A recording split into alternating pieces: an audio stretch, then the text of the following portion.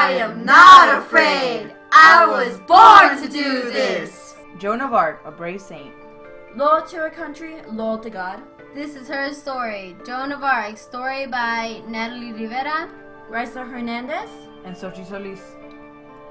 Joan of Arc was born in a little town called Domremy, France, on January 6 around the year 1412.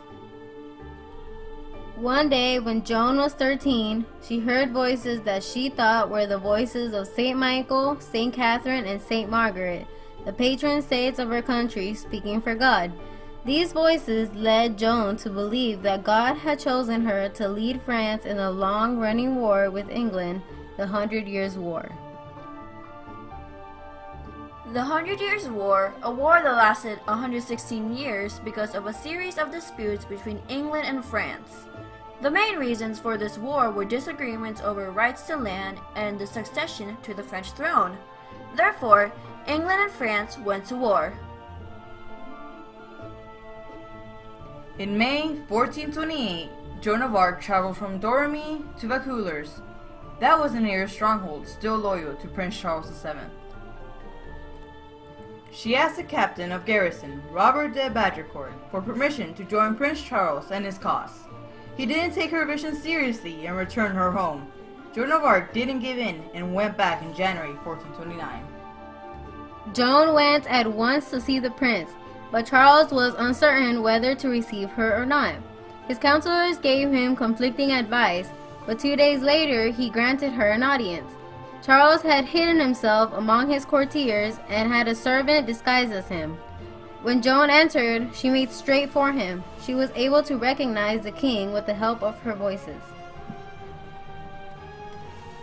She told him that she wished to go to battle against the English, and that she would have him crowned at Reims. On Charles' order, she was immediately interrogated. This continued for 3 weeks.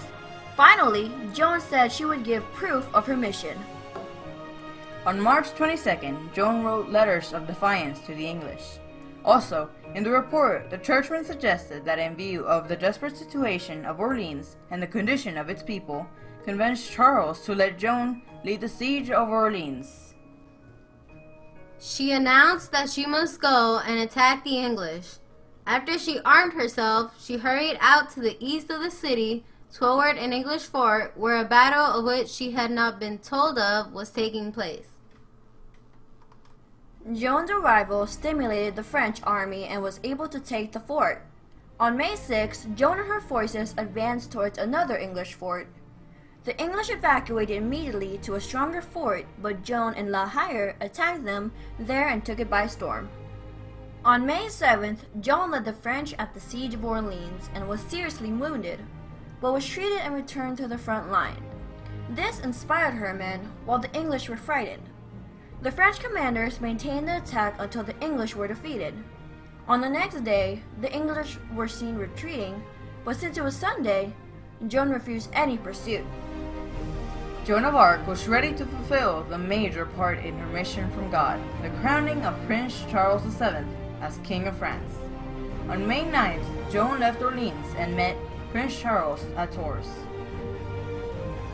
She begged him to go to Reims to be crowned. Reims is the city where all the French kings are anointed to be throned. Although Reims was deep behind enemy lines at the time, Prince Charles was fearful and hesitant to go. Shortly thereafter, the Reims Cathedral Castle was surrendered to the French. This is the castle where all the coronation ceremonies were held at. On July 17, 1429, they arrived at Reims and held the ceremony as soon as possible.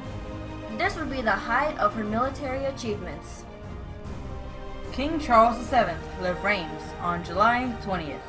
Then, on August 2nd, he decided to retreat to the river Loire, abandoning any plan to attack Paris. Joan was opposed to Charles' decision. On August 5th, she wrote a letter to reassure the citizens of Reims, saying that the Duke of Burgundy had made a fortnight's truce, after which it was hoped that he would yield Paris to the king.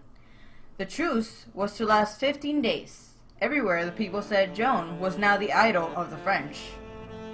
On August 28, a 4-month truce for all the territory north of the Seine was concluded with Burgundians. On September 8th, King Charles VII attacked Paris with Joan leading the French army. After several attempts, Joan had to abandon the attack. The next day, she and Alençon sought to renew the assault. They were ordered by Charles' council to retreat. Therefore, the attack on Paris failed. Also, on this day happened to be Virgin Mary's birthday, a religious holiday, which fighting was not allowed. This damaged Joan's public image. On September 22nd, they reached Gien, and Charles' army was disbanded. The captains went home, but Joan remained with the king and the royal entourage. On December 29th, 1429, Joan of Arc and her family were ennobled, meaning that her and her family were given a noble rank. Early in 1430, the Duke of Burgundy began to threaten the towns of Brie and Compiègne. The citizens of Reims became alarmed, so Joan wrote a letter in March to assure the people of Reims of the king's concern and to promise that she would come to their defense. In late March, Joan left the king and set out to their aid, accompanied by her brother Pierre, her squire Jean de Laune, and with a small troop of men-at-arms. Joan heard that John of Luxembourg, the captain of a Burgundian company, had laid siege on the city. After hearing the news, she quickly rushed to Compiègne and entered under the cover of darkness. On May 23rd, she led her forces to repel against the Burgundians twice, but she was eventually outflanked by the English reinforcements. Joan called for a retreat. Most of her men got away except Joan, Pierre, and Jean d'Aulon. They were captured and taken to Margny. This marked the end of Joan's military career and the beginning of her captivity. John was originally unwilling to hand Joan to the English, but he was eventually paid 10,000 livres to turn her over.